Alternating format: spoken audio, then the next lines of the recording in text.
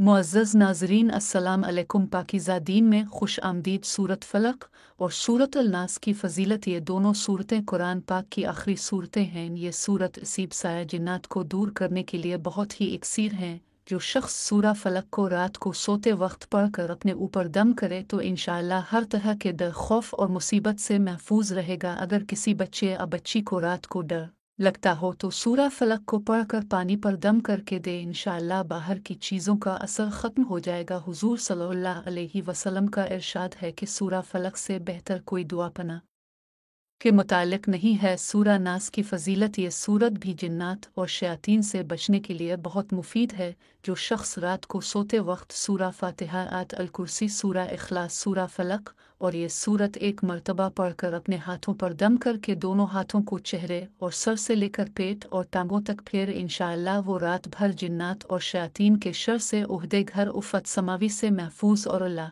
की पनाह में रहेगा। इसके अलावा ये सूरत जादू और काले इल्म के असरात को ख़त्म करने के लिए बहुत इक्सीर है। लिहाजा अगर किसी शख्स पर काले इल्म का वारिद हुआ हो तो इससे 11 रोज़ तक 1100 मरतबा अव्वल आखिर दुरूद शरीफ पढ़कर पानी दम करके पिलाए। ये आप खुद दम करके पिए, हर तरह के सिहर और काले इल्म के असरात ख़त्म हो जाएंगे और कोई दुश्मन नुकसान ना पहुंचा सकेगा। जो शख्स सूरत फलक और सूरत अल नास पढ़े वो अल्लाह ताला की सबसे बड़ी रज़ा और खुशनूदी हासिल कर लेगा और वो अंबिया के साथ होगा और शैतान से महफूज होगा।